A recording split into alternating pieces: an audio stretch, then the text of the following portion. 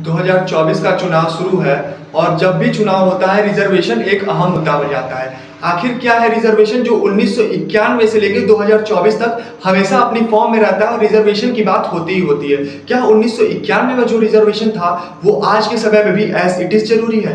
क्या जो रिजर्वेशन अभी है उसके अंदर कुछ संशोधन की आवश्यकता है? आइए समझते हैं। 1991 में जो रिजर्वेशन कास्ट बेसिस पे दिया गया, दलितों को दिया गया, एससी एसटी को दिया गया, 1980 में आके वही मंडल कमीशन द्वारा बिंदेश्वरी प्रसाद मंडल द्वारा अदर बैकवर्ड क्लासों को मिला और अभी चल के ईडब्ल्यूएस आया है जो सबके लिए है।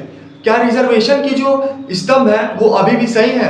एक उदाहरण से समझते हैं। जैसे जो एक दलित का बच्चा है आज के समय में, अगर उसके पिताजी सरकारी नौकरी में है तो उस दलित के बच्चे को अगर 50% रिजर्वेशन मिल रहा है तो आखिर उसको क्या जरूरत है?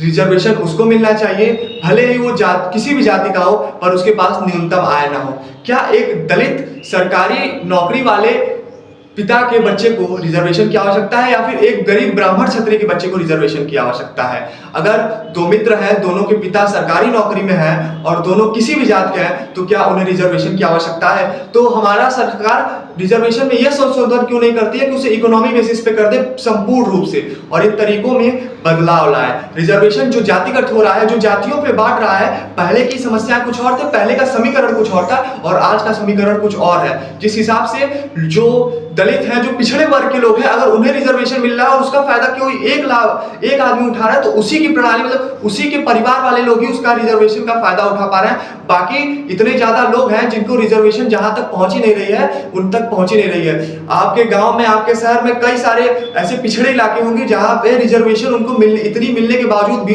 अभी भी वो पिछड़े होंगे, बल्कि उन्हीं में से कोई एक दो निकले हुए वो शहर में चले गए होंगे और उनका परिवार विकसित होगा। लेकिन राजनीति है, जो मोटो है वो सबको साथ लेके चलने की बात है, तो इसमें किसी एक के आगे होना क्यों?